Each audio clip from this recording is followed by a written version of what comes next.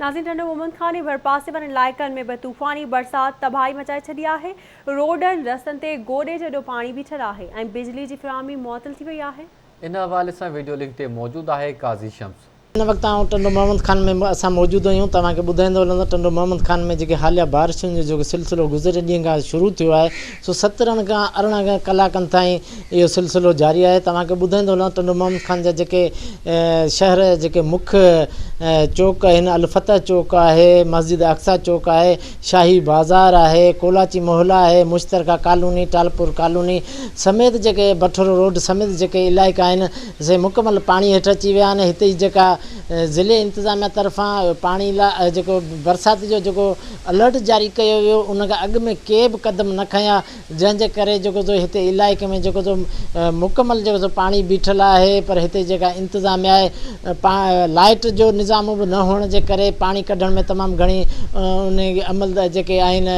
इंतिज़ामिया उन मुश्किलातूं पेश अची रहियूं आहिनि। ऐं हेस्को तरफ़ां जेका बिजली वारी जेका लोड शेडिंग आहे उहो बारिश जा कुझु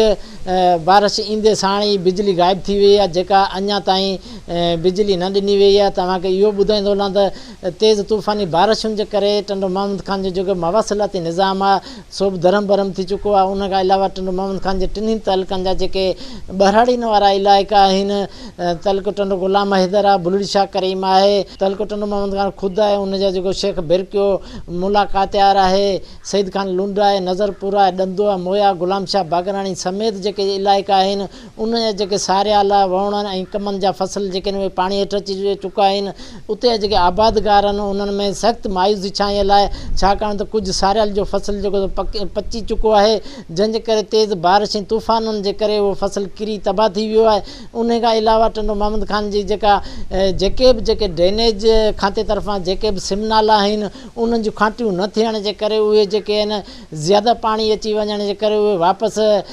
वही रहिया आहिनि, जंहिंजे करे उते इलाइक़े जे माण्हुनि खे जेको आहे फसल जेके पाणी हेठि अची विया आहिनि ऐं ॿोॾ वारी सूरत हाल आहे। तव्हांखे इहो ॿुधाईंदो हलां टंडो मोहम्मद खान जी इंतिज़ामिया ऐं हिते जेके चूंडियल नुमाइंदा आहिनि उहे मंज़र तां ग़ाइबु आहिनि, जंहिंजे करे हिते जा माण्हुनि में सख़्तु मायूसी छाइल आहे। ऐं हिननि जा हिते जा जेके टंडो मोहम्मद खान जा जेके आबादगार आहिनि या शहरी आहिनि उन्हनि सभिनि जो इहो ई मुतालबो आहे त खुदारा जेका बजट अचे थी उहा त ज़िले ते ख़र्च कई वञे, जेके मसइला आहिनि उनखे हल कयो वञे त जीअं हीअ जेके हालिया बारिशूं ख़तरनाक बारिशुनि जो जेको सिलसिलो आहे उन में हिते आवाम जो जेको आहे सो दिफ़ा थी सघे।